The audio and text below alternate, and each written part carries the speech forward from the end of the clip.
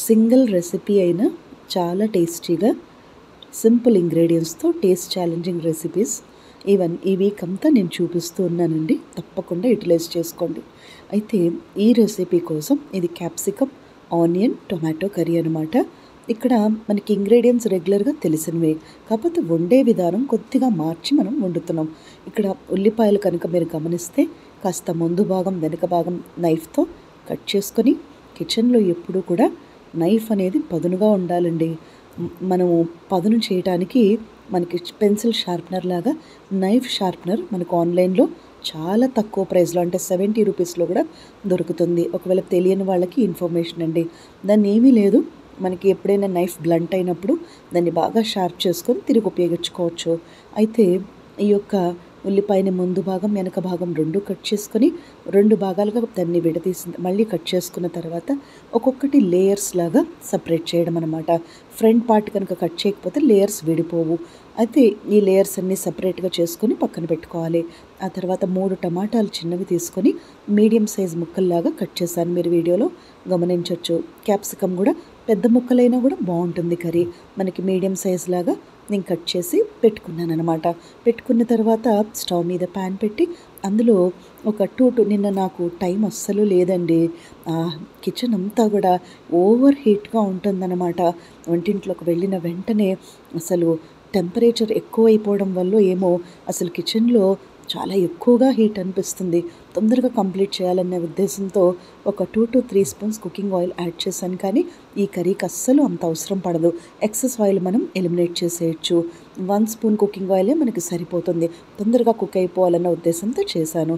దాన్ని extra oil తర్వాత తీసేసాను. అయితే ఇక్కడ మనం 1 or 2 spoons cooking oil add చేసుకొని దాంట్లో నేను ఇక్కడ తాలింపు గింజలు కానీ ఉల్లిపాయ కానీ అల్లం వెల్లుల్లిపాయ కానీ వేయటం లేదు.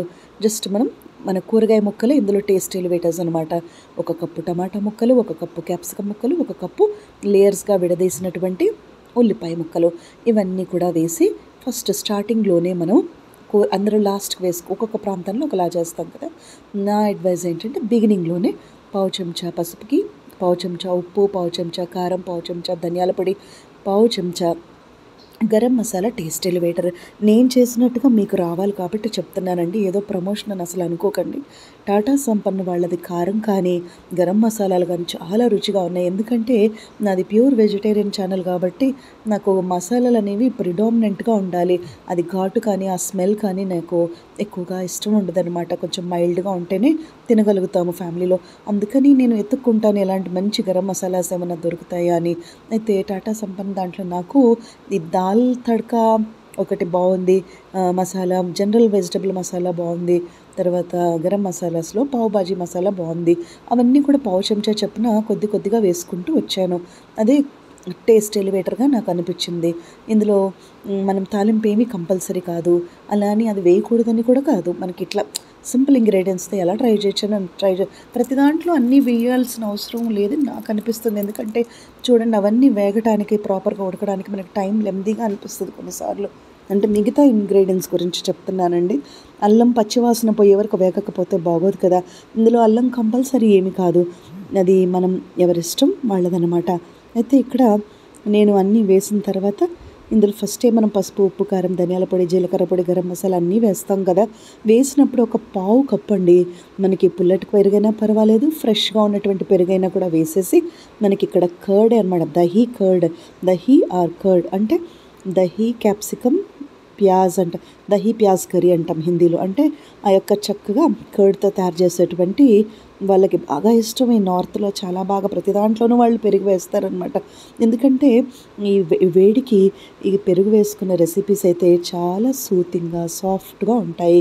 ఆ తర్వాత ఈ పెరుగు వేసిన రెసిపీస్ ఎప్పుడు కూడా మనకి ఈ గరం మసాలాని ప్రిడామినెంట్గా ఉంచుతాయి. అంటే మనకి ఘాట్ ఎక్కువ రాకుండా అవి చూసుకుంటాయి. కాస్త సాఫ్ట్గా సూతింగ్గా ఉండటానికి అవి ఉపయోగపడతాయి అన్నమాట. వాటికి మూత పెట్టేసుకొని మనము మగ్గించుకొని, నేనైతే 500 degreesలో ఒక 10-15 minutes ఉడికించానండి.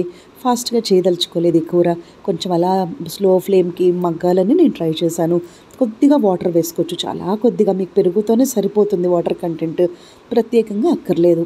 అలా ఇది మగ్గుతూ ఉండగా మనం ఈ లోపల కొంచెం నేను 2 క్యాప్సికమ్ తీసుకొని సన్నగా పొడవుగా కట్ చేసి దాన్ని ఒక కప్పు శనగపిండిలో పావు చెంచా ఉప్పు, పావు చెంచా ఇడ్లీ సోడా వేసి బాగా బీట్ చేయాలన్నమాట.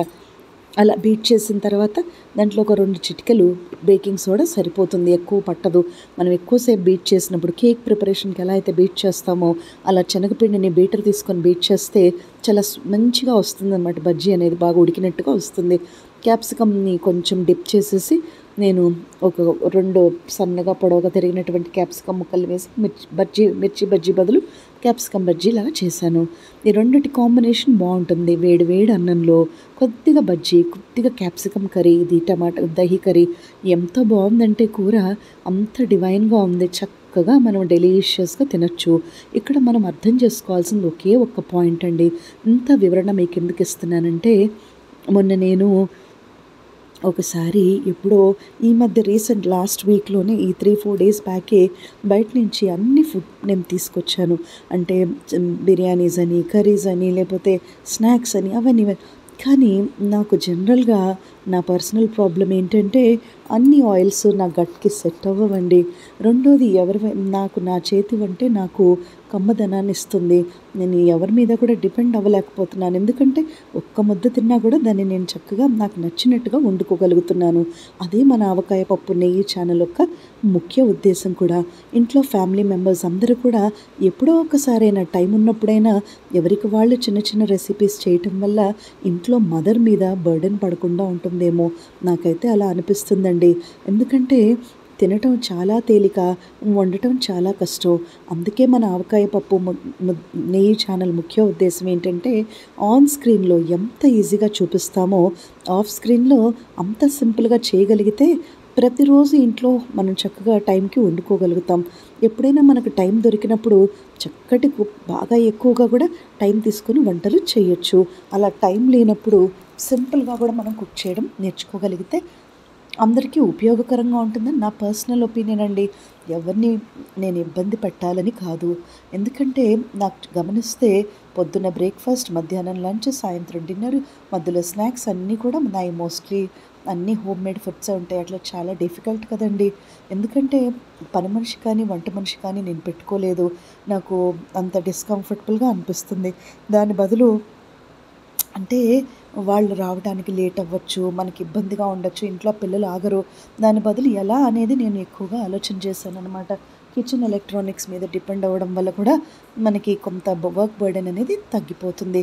అంటే అందరూ ఉన్నప్పుడు చక్కగా హెల్ప్ తీసుకుంటూ, మనం ఎవరూ లేనప్పుడు కూడా హెల్ప్లెస్గా ఉన్నప్పుడు కొంచెం సింపుల్ ఇంగ్రీడియంట్స్ కనుక లాజిక్స్ మనకు తెలిస్తే కుకింగ్ బెటర్గా ఉంటుందేమో అనేది నా అభిప్రాయం మాత్రమే. అయితే దీన్ని ఒకవేళ మీరు పాజిటివ్గానే తీసుకోండి. ఎందుకంటే హ్యూమన్ బీయింగ్కి బాగా అటాచ్ అయిన ఎమోషన్ ఏదన్నా ఉందంటే అది ఆకలి మాత్రమే. మనిషి ఫుడ్ లేకుండా ఉండలేడు. మరి మన దగ్గర ఒకరోజు డబ్బులు ఉంటాయి, ఒకరోజు డబ్బులు ఉండవు, ఒకరోజు మనకి కుదురుతుంది. లైఫ్ ఎప్పుడు ఒకలాగా ఉండదు కదా. అప్పుడు మనల్ని మనం ఎలా డిఫెండ్ అంటే ఇప్పుడు మనకి కొన్ని గుడ్ హ్యాబిట్స్ ఉన్నాయి కదా. యోగా చేయడము, ఎక్సర్సైజ్ చేయడం, మెడిటేషన్ చేయడం, మన పనులు మనం చేసుకోవడం. అలాగే కుకింగ్ అనేది ఒక హ్యాబిట్గా మారినప్పుడు అసలు ఎటువంటి సమస్యలు రాకపోవచ్చేమోనండి. నేను ఇన్ని రోజుల పరిచయం తర్వాత ఒక విషయం మీతో పంచుకోవాలనుకుంటున్నాను. ఇది కేవలం నన్ను అభిమానించే, నన్ను అర్థం చేసుకునే వాళ్ళకి మాత్రమే. తప్పుగా అనుకోనంటే నేను గమనించింది ఏంటంటే మన చిన్నప్పుడైతే ఇన్ని కుకింగ్ ఛానల్స్ అస్సలు లేవండి. మనకున్న రిస్ట్రిక్టెడ్ లైఫ్లో అంతవరకే అవే మనం తినటం అలవాటైపోయింది. ఇప్పుడు కుకింగ్ ఛానల్స్ ఎక్కువగా ఉన్నాయి కాబట్టి ఇంట్లో ఒక్క టమాటా ఉన్నా, ఒక్క ఉల్లిపాయ ఉన్నా మనం దాన్ని కమ్మగా వండుకొని తినే అవకాశం ఉంది. ఎందుకంటే గూగుల్లో, యూట్యూబ్లో ఒక్కసారి మనం ప్రెస్ చేసామనుకోండి, రెసిపీస్ విత్ ఆనియన్ అని ఇమీడియట్గా వచ్చేస్తుంది కదా స్క్రీన్లో. అప్పుడు మనం చక్కగా కమ్మగా వండుకొని తినేయచ్చు. ఇది మనకు ఆకలిగా మనం ఒక్కరోజు కూడా ఉండే అవసరం లేదు అనేదే మన ఛానల్ యొక్క ముఖ్య ఉద్దేశం అన్నమాట. ఆ తర్వాత ఇంకొక విషయం ఏంటంటే నేను చెప్పాలనుకుంది, ఈ ఎప్పుడూ కూడా మనము కుకింగ్ అనేది ఒక గ్రేట్ స్ట్రెస్ బస్టర్గా మనం అనుకోగలిగితే, దాని పట్ల ప్యాషన్ ఉంటే నేనైతే కిచెన్ని నా మెడిటేషన్ హాల్ అనుకుంటాను. కిచెన్ నా యొక్క ప్రశాంతత నాకు దొరికే ఒక ప్లేస్ ఏదైనా ఉంది అంటే అది నా కిచెనేనండి. అక్కడ ఎవరితోనూ ఇంటరాక్ట్ అవ్వక్కర్లేదు. ప్రశాంతంగా మన పని మనం చేసుకోవచ్చు. ఆ నిశ్శబ్దం నాకు చాలా హ్యాపీనెస్ ఇస్తుంది. అందులో మనకి నచ్చినట్టు వండుకొని తినటంలో ఉన్నంత ఆనందం నాకు ఇంకేదీ లేదనిపిస్తుందండి. ఎందుకంటే మనిషి కోటి విద్యలు కూటి కొరికేనంట. చక్కటిగా ఆహారం మనం తినటం వల్ల, వండటం వల్ల ఫ్యామిలీ అంతా కూడా ఆరోగ్యంగా ఉంటారు. తర్వాత మనకి ఎటువంటి ప్రాబ్లమ్ అనేది ఒక డే అంతా కూడా ఉండదు. ఇంకొకటి ఏంటంటే అలా చాలా ఫ్యామిలీస్ నేను చూశాను.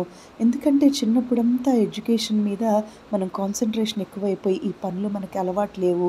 మరి పెద్దయిన తర్వాత లైఫ్ స్టైల్స్ చాలా మారిపోతున్నాయి కదండీ! మ్యారేజ్, పిల్లలు, పిల్లల్ని పెంచడము, మళ్ళీ కెరియర్స్, బిజీ కెరియర్స్, మళ్ళీ ఎర్న్ చేయడము. మరి మనకి ఎంత డిఫికల్టీగా అనిపిస్తుంది. సో, వర్క్ సింప్లిఫై చేసుకోగలిగితే ఫ్యామిలీలో డిస్ప్యూట్స్ ఉండవేమో కదా! ఎందుకంటే ఒకసారి మన చేతిలో సఫిషియంట్ మనీ ఉంటాయి. ఒకసారి మన చేతిలో మనీ ఉండవు. ఇప్పుడు బర్గర్, పిజ్జా, సబ్వే ఇవన్నీ ఎక్స్‌పెన్సివే కదా! ఇవన్నీ ప్రతిరోజు మనం వండగలమా? చేయగలమా? అంటే బయట నుంచి తెప్పించగలమా అనేది నా ఉద్దేశం. అదే మనకు కొంచెం కుకింగ్ గనుక అవగాహన ఉంటే అన్ని రకాల ఫుడ్స్ మనం ఇంట్లో తయారు చేసి పెట్టగలం కదా! అందుకని ఆవకాయ పప్పు నెయ్యి ఛానల్ చాలామంది నేను సమస్యల్ని వ్యక్తిగతంగా గమనించాననమాట. ఇంట్లో మదర్ అనేది వంట చేయకపోతే ఆ రోజు ఫ్యామిలీలో అందరూ కూడా డిస్టర్బ్డ్‌గానే ఉంటారు. కానీ అదే మనం పిల్లలకి చిన్నప్పటి నుంచి అంటే చైల్డ్ లేబర్ అని కాదండి. వాళ్ళకొక అవగాహన వచ్చిన తర్వాత చిన్న చిన్న సలాడ్స్ వాళ్ళు కుక్ చేసుకొని తినటము, వాళ్ళకి నచ్చినట్టు కొద్దిగా చిన్న చిన్న జ్యూసెస్ కానీ, ఆకలేసినప్పుడు వాళ్ళు ఎలా వాళ్ళని వాళ్ళు మెయింటైన్ చేసుకోవాలనేది మనం ఒక కనీసం టీన్స్ దాటిన పిల్లలకైనా గైడ్ చేస్తూ వాళ్ళని కనుక మనం ఎంకరేజ్ చేస్తూ ఉంటే వాళ్ళు ఎక్కడున్నా కూడా కడుపు నిండా తినడానికి ఒక స్కోప్ అనేది ఉంటుంది కదా! నాకైతే అలా ఎక్స్‌పీరియన్స్ అయ్యింది కాబట్టి నేను చెప్తున్నానండి. దీన్ని తప్పుగా అస్సలు తీసుకోకండి. ఎందుకంటే కుకింగ్ ఛానల్ అనేది మనం స్టార్ట్ చేసిందే ఆ సింప్లిఫైడ్ మెథడ్ ఆఫ్ కుకింగ్‌లో ఉన్నప్పుడు ఎవరికి వాళ్ళు హాయిగా తినగలుగుతారు. అప్పుడు చేతిలో ఒకరోజు డబ్బులు లేవని, ఒకరోజు ఉన్నాయన్న డిఫరెన్స్ మనకి అనిపించదు. ఇది నా పర్సనల్ ఎక్స్‌పీరియన్స్. ఈ 1 ఇయర్ కుకింగ్ మెథడ్‌లో నేను చాలా నేర్చుకున్నానండి కుకింగ్ ఛానల్‌లోకొచ్చిన తర్వాత. ఎందుకంటే మంచి మంచి షెఫ్స్, మంచి మంచి వాళ్ళ అనుభవాలు మీరు నార్త్‌లో కనుక తీస్తే మంచి మంచి షెఫ్స్ ఉంటారు వాళ్ళలో. వరల్డ్ వైడ్ ఉంటారు. మన సౌత్‌లో కూడా, ఇక్కడ కూడా అన్ని వైపులా. నేను గమనించింది ఏంటంటే సింపుల్ ఇంగ్రీడియెంట్స్‌తో కూడా వాళ్ళందరూ కూడా చాలా చక్కగా కుక్ చేస్తారండి. నేను కుకింగ్ ఛానల్ స్టార్ట్ చేయకముందు మన ఇక్కడ విన్సీ కిచెన్ గారు, హైదరాబాదీ రుచులావిడ, తర్వాత ఇంకా నీలిమేఘాలలో మేఘనా గారు, వీళ్ళందరూ వంటలు నేను చాలా ఇంట్రెస్టింగ్‌గా చూసేదాన్ని. నీకు ఎంత బాగా అనిపించేది. ఇంకా చాలామంది ఉన్నారు. ఇక్కడ మెన్షన్ చేయలేకపోతున్నాను కానీ అంత క్రేజీగా వాళ్ళ వంట చూస్తూ నేను కూడా చక్కగా నేర్చుకునేదాన్ననమాట. కొంతమంది గుర్తు రావట్లేదు వాళ్ళ పేర్లు కానీ భలే ఎవరు వంట చేసినా నేను ఇష్టంగానే చూస్తాను. చక్కగా నేర్చుకుంటాననమాట. ఎందుకు ఇంత మాట్లాడటం, ఎందుకు ఇంత చెప్పటం అంటే నేను గమనించింది ఏంటి అంటే ఇంట్లో అందరూ కూడా కలిసి వంట చేసుకుంటే ఆ ఫ్యామిలీ అంతా కూడా హ్యాపీగా ఉంటుంది. ఒక్కళ్ళ మీదే బర్డెన్ పడిపోతే ఒక్కళ్ళు చేయలేరండి అంతమందికి ప్రతిరోజు కూడా. అలాంటి ప్రాబ్లమ్స్ మనకు మనమే రెక్టిఫై చేసుకోవాలనేది నా ముఖ్య ఉద్దేశం. దీన్ని నేను తప్పుగా మాట్లాడుంటే ప్లీజ్ ఫర్గివ్ మీ. ఎందుకంటే మన ఛానల్ చాలామందిని మోటివేట్ కూడా చేస్తుంది. ఫుడ్ మోటివేషన్ లాగా ఒక చిన్న యూస్ఫుల్ టిప్ మాత్రమే ఇది. 5,00,000 పైన వ్యూవర్స్ మనకి 7 మంత్స్‌లో వచ్చారంటే మామూలు విషయమా అండి యూట్యూబ్‌లో. ఆ తర్వాత మీరు గమనిస్తున్నారు కదా! 1,300 సబ్స్క్రైబర్స్ న్యాచురల్‌గా వచ్చారు. సో, వీళ్ళందరికీ నా పర్సనల్ రిక్వెస్ట్ ఏంటంటే cooking should be a great habit and అది గ్రేట్ ప్యాషన్ ఉంటేనే చేయగలము. ఎందుకంటే మనం చెప్పినంత తేలిక ప్రతిరోజు కుక్ చేయడం అనేది అంత ఈజీ ఏం కాదు. అందుకని తక్కువ బౌల్స్ వేసుకోవడము, మనం కుకింగ్ చేసుకున్న వెంటనే అప్పటికప్పుడు బౌల్స్ క్లీన్ చేసి పక్కన పెట్టేసుకోవడం అండ్ దట్ ఈజ్ ఆల్. అది డిసిప్లిన్‌తోనే వస్తుంది మనకి. అయితే నేను గమనించింది ఒక విషయం చెప్పమంటారా? నాకు ఛానల్ సబ్స్క్రైబ్ చేసిన వాళ్ళలో, నేను చుట్టుపక్కల గమనిస్తున్న వాళ్ళలో చాలామంది మారారండి. ఇది వాస్తవం. వాళ్ళు ఎవరి కుకింగ్ వాళ్ళు చేసుకుంటున్నారు. సింప్లిఫైడ్ కుకింగ్ బ్యాచిలర్స్ వాళ్ళ అమ్మాయిలు చాలామందిని గమనించాననమాట. They have changed a lot. అంటే నా ఛానల్ ఎక్కడో అందరికీ కొంత కనెక్ట్ అయినట్టుగా నాకు అనిపించింది. గుడ్ మార్నింగ్ ఆవకాయ పప్పు నెయ్యి ఛానల్ హియర్ అని నేను లైవ్లో వచ్చి మీతో చెప్తున్నాను కదా, అదొక విషయం. లైవ్లోకి వచ్చిన తర్వాత కొంత నాకు పెరిగారండి. ఈ షార్ట్స్లో 10,500 వ్యూస్ అలా వస్తున్నాయి. 9,000, 8,000, మినిమం 3,000 నుంచి అయితే వచ్చేస్తున్నాయి. అంతకుముందు నాకు 30, 40 వ్యూస్ కూడా వచ్చేవి కాదు. అలా అని కాన్స్టెంట్గా ఏమి ఉండదండి. ఒక్కొక్కసారి 5 వ్యూస్ వచ్చినా నాకు ఒకటేనండి. ఎందుకంటే ఆ ఐదుగురు ఇంకొక ఐదుగురికి చెప్తారు కాబట్టి. సో నేను వాటి మీద కాన్సంట్రేట్ చేయటం లేదు. నా వర్క్ ఎంతవరకు నేర్చుకుంటున్నాను, ఎంతవరకు ప్రజెంటేషన్ చేస్తున్నాను, ఎంతవరకు మనుషుల్లో రీచ్ అవుతున్నాను అనేది మాత్రమే నేను గమనిస్తున్నాను.